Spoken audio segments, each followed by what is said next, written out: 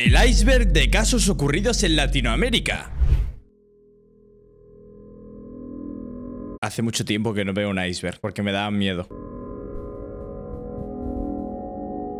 Pero bueno, hoy es el día de volver. Oh. El video comienza Vale, muy bien. O sea, comenzamos con un pandillero jugando con un cráneo, tío. con un joven dentro de una bañera llena de agua sucia, mientras A ver, tampoco pasa nada, ¿no? Por jugar con un cráneo depende del contexto. Evidentemente, depende del contexto. Porque yo he jugado con un cráneo. Tú a lo mejor has jugado con un cráneo. sostiene un cráneo, alardeando y jugando con él, diciendo: Ay, me mordió el dedo, maje, me mordió el dedo. el joven, que está en un estado de inconsciencia por un supuesto uso de sustancias, continúa jugando con el cráneo, como si se tratase de una pelota, acompañado de frases como: Por lo quieto, por lo quieto, por lo quieto, por lo... la persona que graba mueve un poco el ángulo de la toma y muestra que alrededor Claro, puede estar gracioso jugar con un cráneo hasta que es un vídeo grabado en una bañera de Latinoamérica en alguna finca de por ahí perdido, ¿no? Ahí ya cambia un poco la cosa. de la bañera se encuentran un grupo de personas viendo este acto con suma tranquilidad y fomentando que el joven siga jugando con el cráneo. Podemos ver cómo el joven sumerge el cráneo dentro del agua para usarlo como una herramienta para arrojarles agua a sus amigos y arrojarse agua a sí mismo. Llega un punto donde el joven pone el cráneo arriba de su cabeza y sigue diciendo, Por lo quieto. Me quiero. No. en múltiples ocasiones. En ese momento, la persona que está grabando menciona algo perturbador. Por eso vení, yo te lo voy a dar, mira, todo Un picado. toque quiero, f***me, maje. Por eso vení, préstame a tu hermano. Para mostrar en primer plano el cráneo y terminar Préstame a tu hermano. Joder, madre mía, tío.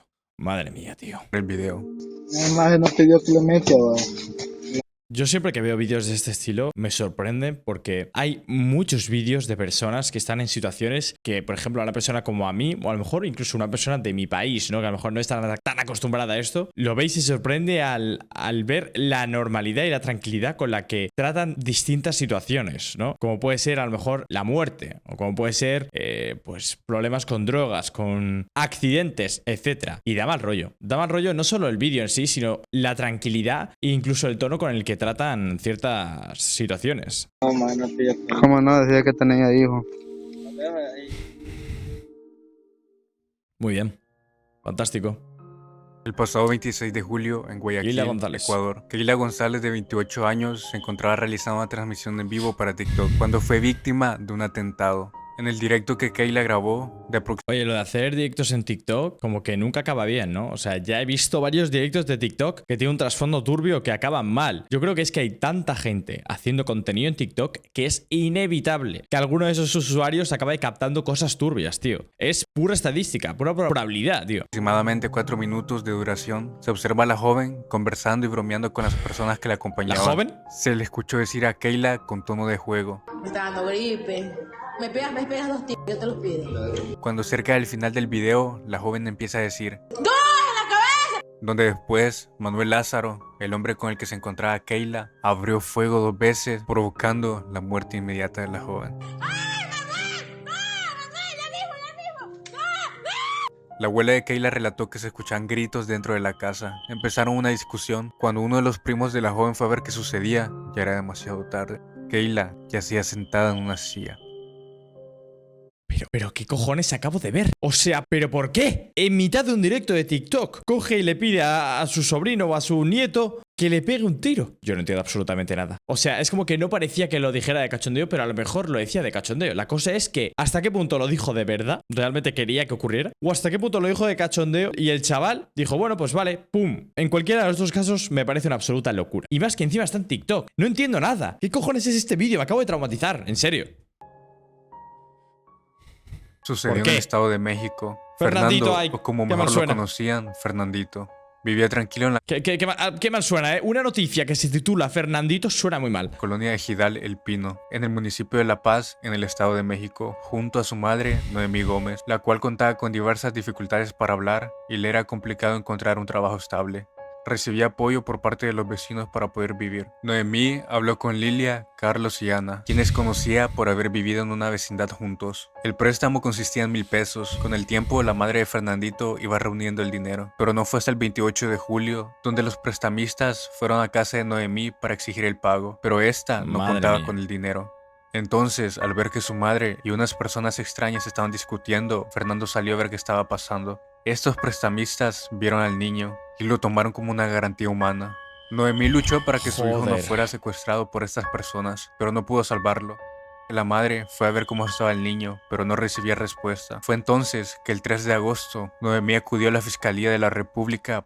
Me parece muy loco que en el mundo realmente puedes acceder a cosas, pero es como que tienen un riesgo muy tocho, ¿no? Realmente tú puedes pedir préstamos a personas, ¿no? Y que te den a lo mejor 100.000 pavos en efectivo, pero con el riesgo de que, como la cagues, lo más mínimo, igual, pues no vuelves a esta vida, ¿no? O a lo mejor te pueden hacer, quién sabe, ¿no? Una operación, ¿no? Una operación de hígado, una operación estética, sin tener que tener ninguna cola de espera, pero claro, con el precio de que te están haciendo una operación quién sabe dónde, ¿no? Y a lo mejor por un precio mucho más caro. No sé, pero me parece muy turbio porque es algo que probablemente mucha gente acabe accediendo por pura necesidad. Y es muy triste que una familia, como es el caso de esta chica, tenga que acabar metiéndose en rollos tan turbios como pedir un préstamo a gente de dudosa procedencia para salir adelante, ¿no? Y que luego acabe la situación como va a acabar, ¿no? Es muy triste, coño, que al final ella puede decidir no meterse en eso, pero entiendo que en una situación límite, a lo mejor es lo único que le quedaba. No lo sé, la verdad, no sé qué situación estaba pasando. También es verdad que en Latinoamérica es más jodido todo, ¿no? Para presentar la denuncia por el secuestro de su hijo, pero al notar que contaba con esta dificultad para hablar, no fue atendida. Asistió de nueva cuenta al día siguiente a otra fiscalía, la fiscalía de Nesa, pero tampoco fue atendida. Entonces acudió por tercera ocasión a la fiscalía cercana a su casa y finalmente fue escuchada. Ese mismo día las autoridades fueron a atender la situación de Noemí. Al entrar a la vivienda O sea, ha tenido que ir a 3 sitios distintos hasta que alguien le ha hecho caso, tío, qué barbaridad. para comprobar cómo se encontraba Fernandito, al encontrarlo, notaron que este ya no respondía. Lo habían encontrado dentro de un costal lleno de golpes y tan descompuesto que su madre no pudo reconocerlo. La autopsia reveló que Fernandito sufrió de heridas en la espalda, tórax, piernas y el cráneo. La causa de su fallecimiento fue un golpe contundente en su cráneo. Según las autoridades, Fernandito pudo haber perdido la vida el 30 de julio, justamente 2 días después de que lo arrebataran de su casa. Los criminales O sea, no solo se lo arrebatan, que es una barbaridad, sino que encima se dedican a hacer eso, tío. Literalmente por infringir daño. O sea, no sé qué pretendían, tío. escondieron el cuerpo por 5 días. Lilia, Carlos y Ana fueron detenidos el 8 de agosto y fueron llevados directamente a la cárcel bajo el cargo de prisión preventiva justificada. En una de las audiencias, Lilia reveló que el niño supuestamente se había pegado solo en la cabeza cuando salía de bañarse. Sí, Se seguro. espera todavía la sentencia, pero al día de hoy existen altares en su casa y en un parque en el que solía jugar Fernandito. Qué coincidencia, ¿no? Que en su vida se ha dado un golpe el niño y justo el día que le secuestran 3 personas de dudosa procedencia, ese día se da un golpecito al Fernandito. No me jodas, tío. Vaya panda de psicópatas, tío. ¿En qué mundo vivimos? El 7 de junio de 2025, en el barrio de Modelia, al oeste de Bogotá, Colombia, cuando el senador y precandidato Miguel Uribe se encontraba dando un mitin de campaña, hablando de diversidad de temas, pero en ese momento se encontraba hablando sobre la salud mental en frente de todos sus simpatizantes, mientras que por momentos se veía como una persona de cabello largo se iba Qué mala pinta tiene esto, ¿eh? Me está recordando a lo del Charlie Kick, tío. acercando al precandidato. El sospechoso empieza a caminar entre las personas que se encontraban en primera fila cerca de Miguel. Entonces saca el artefacto de fuego y cuando el político le da la espalda, este acciona en repetidas ocasiones. Todas las personas entraron en pánico. Como personas simpatizantes echaron a correr tras escuchar las detonaciones. Unas cuantas Poca broma, ser político que está metido en temas controvertidos, que de por sí, bueno, todos los políticos lo están, y ponerte ahí es como ponerte en el punto de mira, tío. Siento que es muy peligroso, ¿no? Hacer algo así, pero bueno, también al final hay que asumir cierto riesgo, pero yo lo veo muy peligroso, tío. personas tomaron a Miguel y le intentaron tapar las heridas que se encontraban al costado de su cabeza.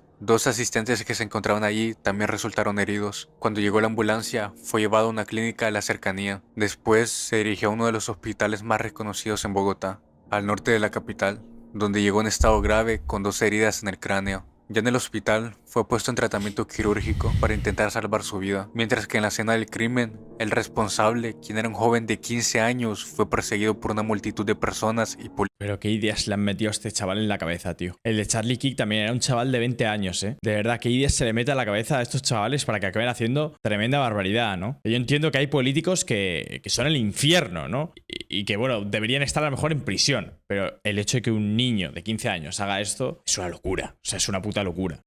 Mientras se encontraba lesionado en una de sus piernas, a pocos metros del origen de los hechos, el criminal es arrestado. Finalmente, a comienzos de agosto, Miguel Uribe pierde la vida. Joder. Ah, muy bien. Esto era el nivel 1. Si eso es la escala 1, no me quiero imaginar la escala 2. Siempre pienso lo mismo en los icebergs. Gabriel Sarmiento, en el Piñonal, estado de Aragua, Venezuela. Gabriel, quien era un influencer en TikTok, donde empezó a subir contenido de programación y cosas religiosas, cambió drásticamente su contenido en contra de la corrupción que había en el país, donde leía y escuchaba a sus Es que no puede acabar bien. Es que si empiezas así, no puede acabar bien. Una persona que de repente se dedica a exponer la verdad. Es que no puede acabar bien. seguidores que sufrían de estos mismos actos por parte de las autoridades. En estos videos, Gabriel etiquetaba a funcionarios del gobierno para que estos escucharan las denuncias que tanto él como los ciudadanos temían por culpa de las negligencias de las autoridades. No fue que Gabriel empezó a hacer visible un caso que había descubierto, ya que el joven había realizado varias denuncias en contra de la policía, que supuestamente estaba involucrado en casos de corrupción, que supuestamente estos los habían extorsionado, y estos estaban relacionados con las bandas Tren de Aragua y el Tren de Llano. Hola, mi nombre es Gabriel Jesús Sarmiento Rodríguez, de cédula de identidad 27654-015. Para nadie ya es un secreto de que realmente yo tengo información sobre el Tren de Aragua y sobre delincuentes del estado de Aragua. Y con este video quiero decir que apoyo... Los videos continuaron donde Gabriel seguía el mismo patrón, denunciar públicamente este hecho y etiquetando a gobernantes, cuentas oficiales de organismos policiales, esperando que estos pudieran ayudarlo. Que es una putada porque este tío ya era medio conocido de antes, ¿no? Pero yo creo que una persona que de repente tiene cierta información y quiere exponerla o quiere lanzar un mensaje, creo que lo mejor que puede hacer, la verdad, es salir tapado al menos.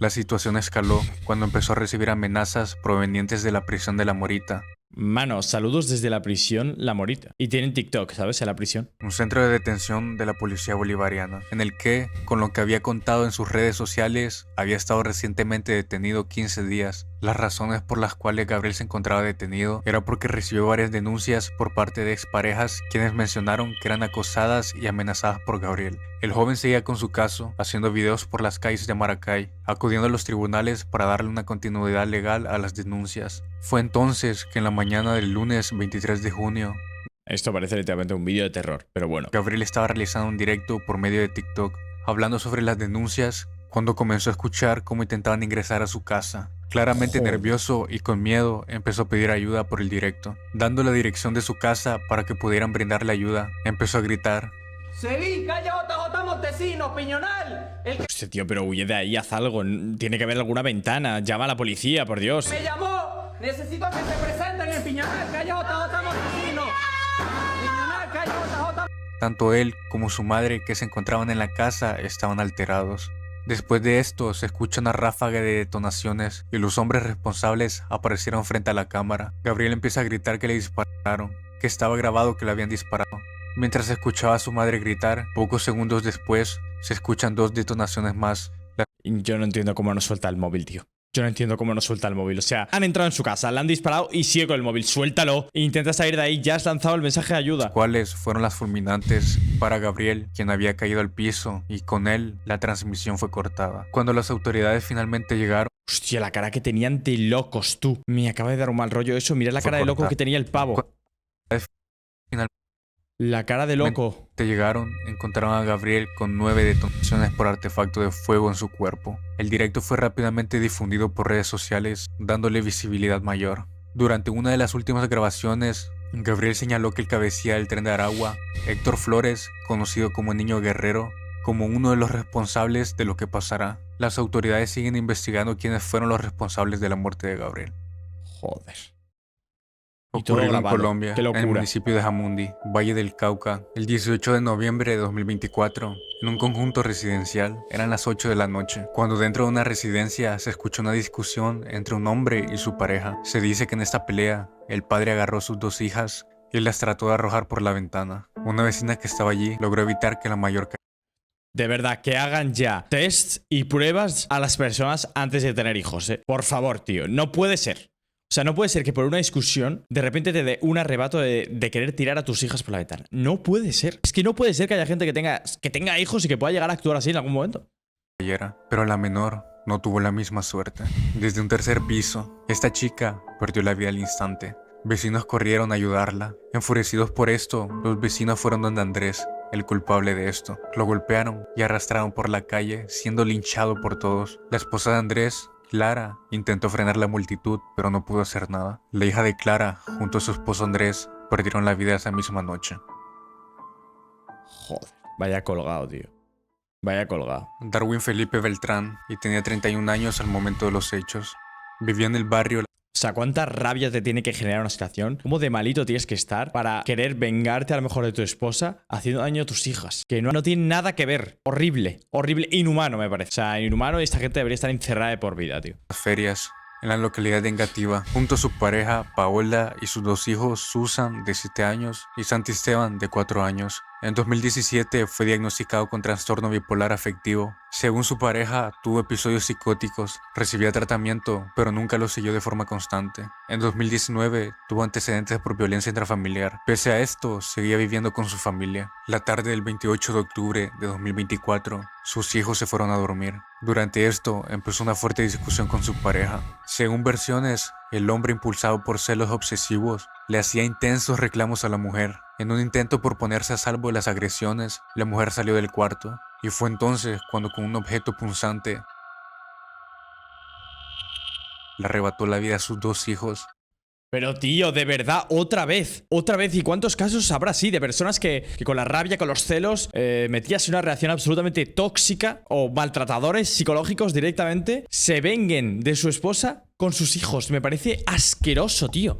Me parece de cobarde, de payaso, de poca gestión emocional, o sea, nula. Gestión emocional nula, tío. O sea, de verdad, es que no entiendo cómo esta gente puede tener hijos, tío. Esta gente ha tenido que pasar primero por un examen psicológico antes de tener hijos, si no, no deberían poder. Según el comentario de los residentes del sector, tras haber cometido el crimen, Beltrán decidió abrir las cortinas para que la comunidad observara lo que hizo.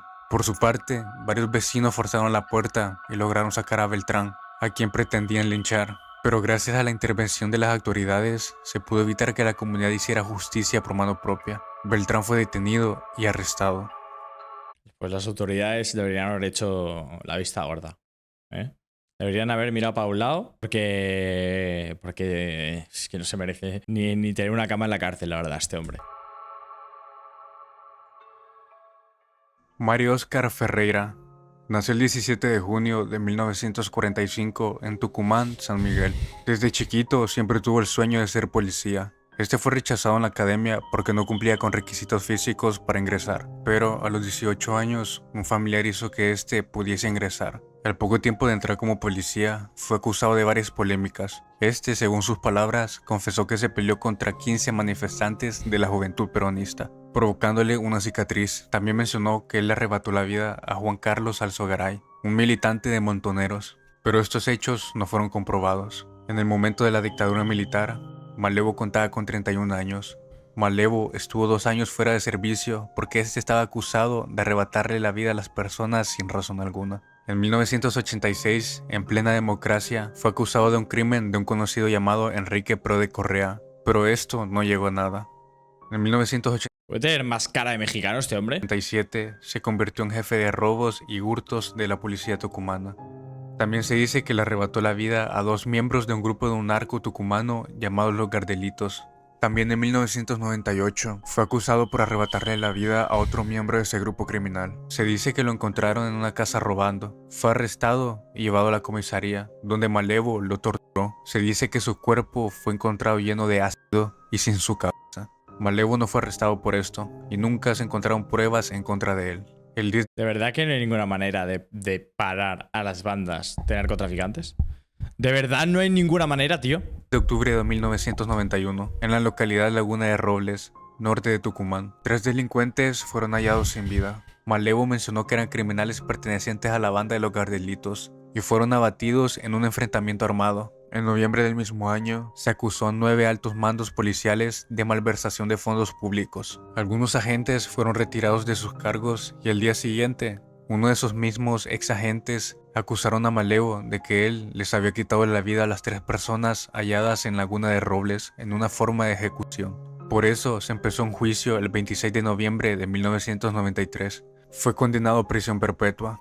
Malevo se encontraba con traje al momento que se dictaminó la sentencia. Cuando finalizó, se fue al baño, se quitó el traje que tenía y se puso su atuendo habitual. En ese momento, Malevo se atrincheró y abandonó el juzgado con una granada de fragmentación en la mano, amenazando con inmolarse junto a las personas presentes en el lugar. Desde ese día se O sea, si caigo yo, caen absolutamente todos. mantuvo prófugo hasta 79 días después, el 3 de marzo de Consiguió escaparse, ¿qué cojones? 1994. Esto da para una película, tío, madre mía. Fue localizado en la localidad Zorro Muerto, en Santiago del Estero, donde tras atrincherarse durante 10 horas e intercambiar disparos con la policía, decidió entregarse.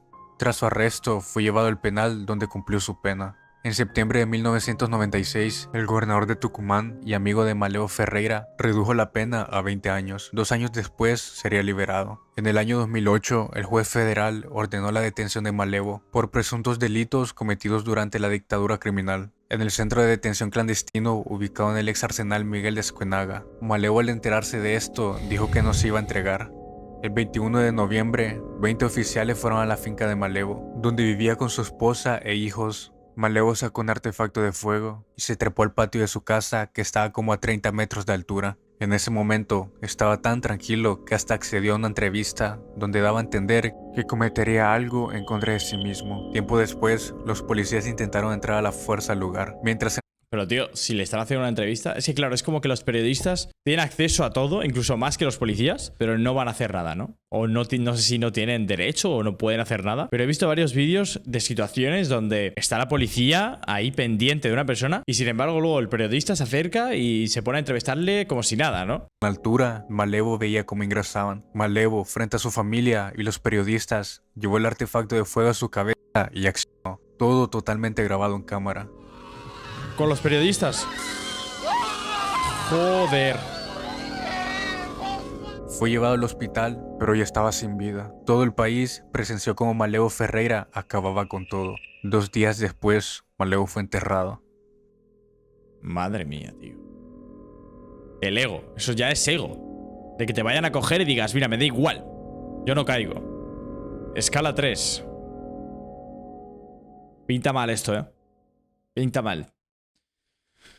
Tengo ansiedad, tío. Sucedió en Villa Crespo, Argentina, dentro de un departamento donde ocurrió un triple crimen. Era una escena totalmente perturbadora. Había sangre por todas partes. En el piso se encontraban los cuerpos de Adrián Seltzer, de 53 años, y los de sus hijos, Ian, de 15 años, e Ivo, de 12 años. Sus cuerpos se encontraban entre sus habitaciones y el comedor. Pero en el baño y dentro de una bañera llena de sangre y con heridas en su pecho se encontraba la madre, Laura Leguizamón, de 50 años. Los rastros de sangre revelaban que se había herido desde la habitación y se fue arrastrando hasta el baño, donde finalmente perdió la vida. En la mesa de la cocina se encontró una carta escrita a mano, donde se empezaría a sospechar si la madre fue la que ocasionó el crimen y luego decidió arremeter contra ella misma. Las autoridades empezaron a creer esta hipótesis tras la investigación sobre cómo sucedieron los hechos.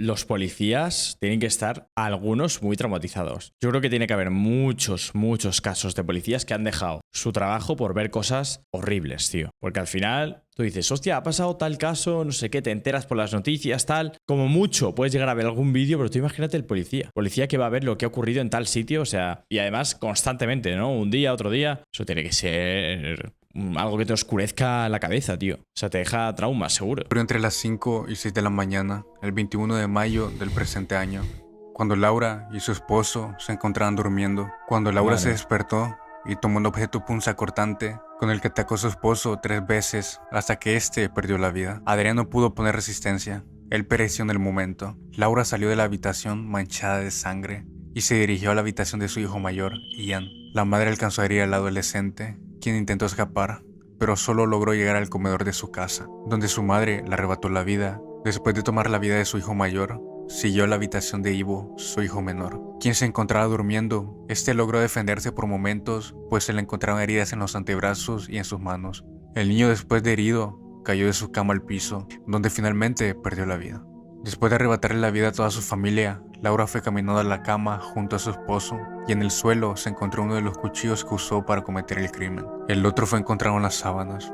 Después se arrastró al baño, donde perdió la vida. Sus manos se encontraban sucias y llenas de pelusa, algo que los expertos adjudican solo a casos de lesiones autoinfligidas. Laura contaba con marcas de uñas en su cabeza, un signo de que sus hijos intentaron defenderse. Los cuchillos fueron encontrados y se encontraron las huellas digitales de Laura por todos lados, lo que hace notar que no hubo un tercero implicado en el caso. Con respecto a la carta que se encontraba en la mesa de la cocina, alrededor de esta se encontraban huellas de pies descalzos que eran compatibles con las huellas de la mujer.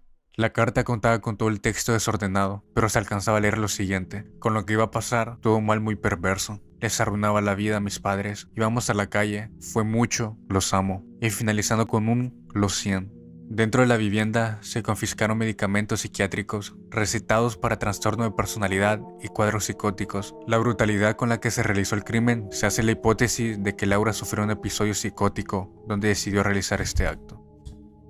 Tío, pero es que ¿esto qué es, de verdad? O sea, ¿esto qué es? Estamos hablando de una persona que ha criado una familia durante años, una persona que podría llegar a estar relativamente bien con su familia, ¿no? Pero por un problema de la cabeza, un día se le giran las tornas y decide acabar con toda su familia. Es que me parece increíble. Es que entonces, ¿hasta qué punto realmente una persona que sufra este tipo de trastornos se le puede permitir estar con su familia, ¿no? Porque si un día puede llegar a pasar eso, es que no sé, no es seguro, ¿no? No es seguro. José Luis López Nuncevay era un ex policía peruano de aproximadamente 44 años, quien tras ser dado de baja se desempeñaba como odontólogo.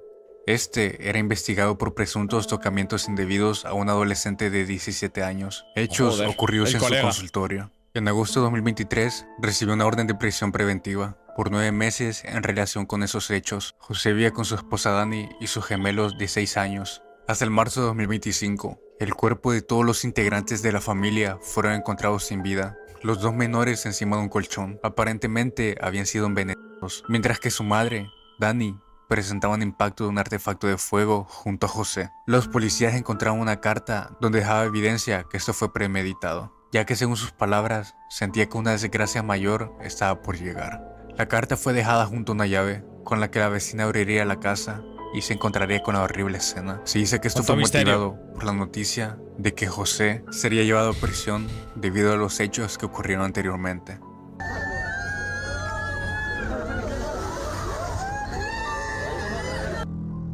Joder. El 22 de junio de 2025, en Vía Reconciliación, Managua, Nicaragua, Bayardo Jesús Morales Osorio, de 43 años, vivía con su esposa, Julia Asunción Montoya, de 46 años, junto a su hija. La relación parecía estable, pero en los últimos meses, Julia comenzó a humillarlo, y según él, a verlo con indiferencia. Bayardo sospechaba de una infidelidad, pero meses después lo confirmó. Julia tenía una relación con David Isaac, a quien vecinos señalaban de manipularla para echar a Bayardo de la casa.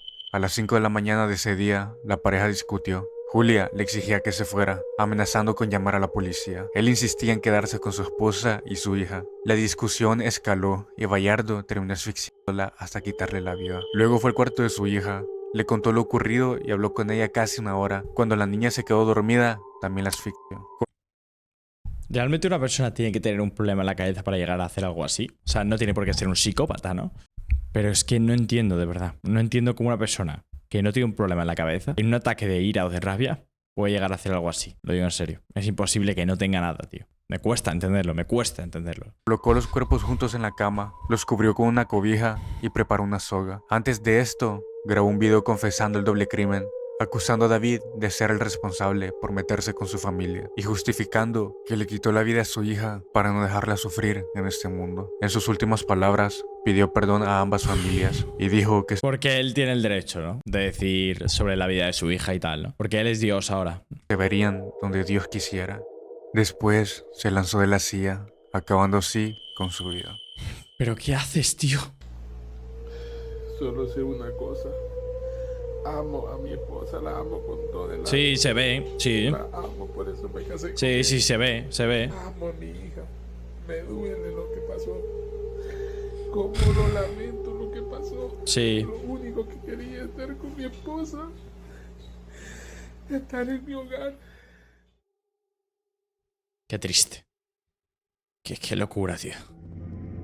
Sucedido en Ciudad Juárez, Chihuahua, un crematorio que operaba con supuesta normalidad, recibiendo los cuerpos de los difuntos y entregando sus cenizas como debía. Esto desde 2020. Pero el jueves 26 de junio de 2025, después de que una persona realizara una llamada al 911, reportando que había visto que dentro de un carro estacionado entre las calles de Avenida de Granjas y Tapachula, se encontraba un cadáver. Tras la denuncia, los policías municipales fueron los primeros en llegar a la escena, en donde confirmaron haber encontrado 2 cadáveres dentro de un vehículo funerario. Al investigar dentro del inmueble, que se encontraba a escasos metros del vehículo, lo que encontraron fue totalmente sorprendente. Era una decena de cadáveres apilados que se encontraban en todos los alrededores de la propiedad, a lo que los oficiales llamaron a los investigadores para averiguar qué sucedía ahí. Al llegar los investigadores, notaron que los cuerpos se encontraban totalmente apilados como si fueran simples costales. Otros muchos se encontraban simplemente dispersos en el suelo. El lugar Pero que había un montón, o sea, era descarado lo que había ahí, ¿no? De cadáveres. se encontraba con total deterioro,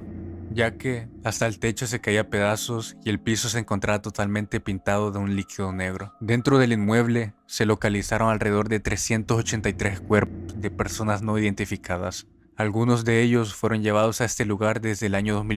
Pero que era algo, igual un sitio de unos narcotraficantes o qué. Es como que no hay ninguna explicación para esto, ¿no? 20, año en el cual se suponía que seguía trabajando ese crematorio. Las autoridades pudieron encontrar toda esta cantidad de cuerpos entre las 6 habitaciones que tenía el lugar. Los oficiales Es que claro, es un crematorio, es literalmente un sitio que está hecho para cadáveres. detuvieron al dueño del establecimiento y un trabajador. Las autoridades revelaron que el crematorio, identificado como Crematorio Plenitud, el cual se encargaba de los servicios de incineración, de Vaya trabajo, ¿eh? Vaya trabajo el que tiene ahí dentro, tío. De verdad. No le deseo ese trabajo a nadie, ¿eh? por lo menos 6 funerarias más de Ciudad Juárez. Por la cara. Y dejó ahí los 387.